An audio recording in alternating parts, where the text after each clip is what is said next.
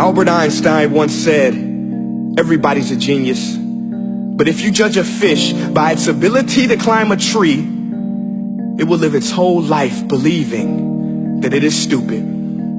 Ladies and gentlemen of the jury, today on trial we have modern day schooling. Glad you could come. Not only does he make fish climb trees, but also makes them climb down and do a 10-mile run. Tell me, school, are you proud of the things you've done?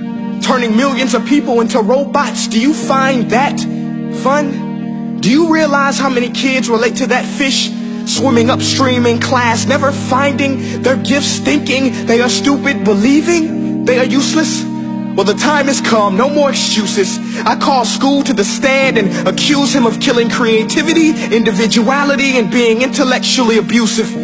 He's an ancient institution that has outlived his usage. So, Your Honor, this concludes my opening statement, and if I may present the evidence of my case, I will prove it. Proceed. Exhibit A. Here's a modern day phone. Recognize it? Here's a phone from 150 years ago.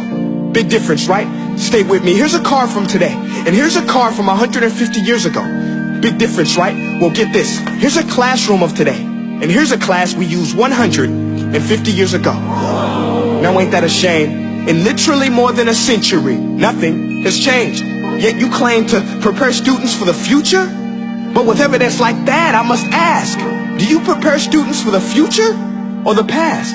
I did a background check on you and let the record show that you were made to train people to work in factories, which explains why you put students in straight rows, nice and neat, tell them sit still, raise your hand if you want to speak, give them a short break to eat, and for 8 hours a day tell them what to think. Oh, and make them compete to get an A letter which determines product quality, hence grade A of meat.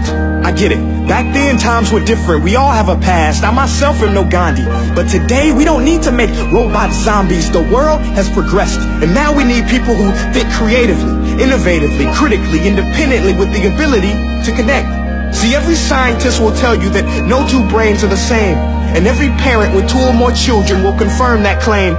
So please explain why you treat students like cookie cutter frames or snapback hats, giving them this one-size-fits-all crap. Watch your language. Sorry, Your Honor, but if a doctor prescribed the exact same medicine to all of his patients, the results will be tragic. So many people will get sick, yet when it comes to school, this is exactly what happens. This educational malpractice, where one teacher stands in front of 20 kids, each one having different strengths, different needs, different gifts, different dreams, and you teach the same thing the same way? That's horrific.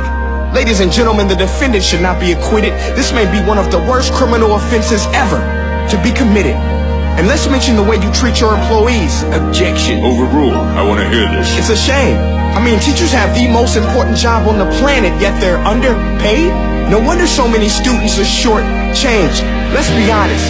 Teachers should earn just as much as doctors, because a doctor can do heart surgery and save the life of a kid. But a great teacher can reach the heart of that kid and allow him to truly live. See, teachers are heroes that often get blamed, but they're not the problem. They work in a system without many options or rights. Curriculums are created by policymakers, most of which have never taught a day in their life. Just obsessed with standardized tests. They think bubbling in a multiple choice question will determine success. That's outlandish. In fact, these tests are too cruel to be used and should be abandoned, but don't take my word for it.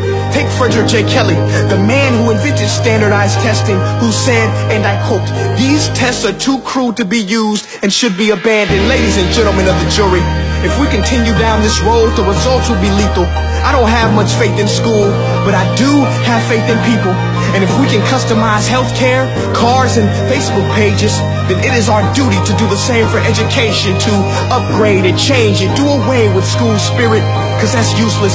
Unless we're working to bring the spirit out of each and every student, that should be our task. No more Common Core. Instead, let's reach the core of every heart in every class. Sure, math is important, but no more than art or dance. Let's give every gift an equal chance. I know this sounds like a dream, but countries like Finland are doing impressive things.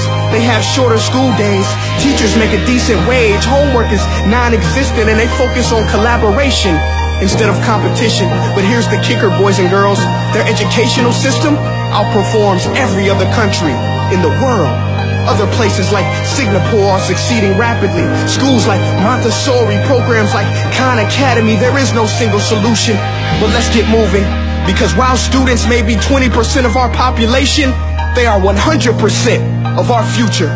So let's attend to their dreams, and there's no telling what we can achieve. This is a world in which I believe, a world where fish are no longer forced to climb trees. I rest my case.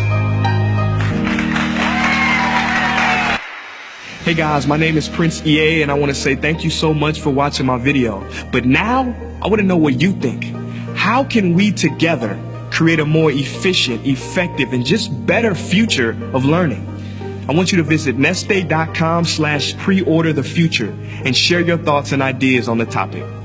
Peace.